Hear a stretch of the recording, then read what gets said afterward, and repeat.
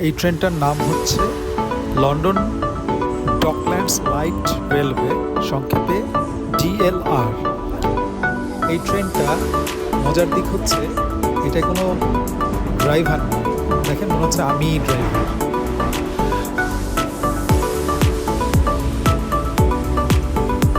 এই ট্রেনটা উঠলে বেশ মজা লাগে, কারণ চারিদিক দেখা যায় খুব সুন্দর করে, মনে হয় আমি কোনো রাইডে আছি।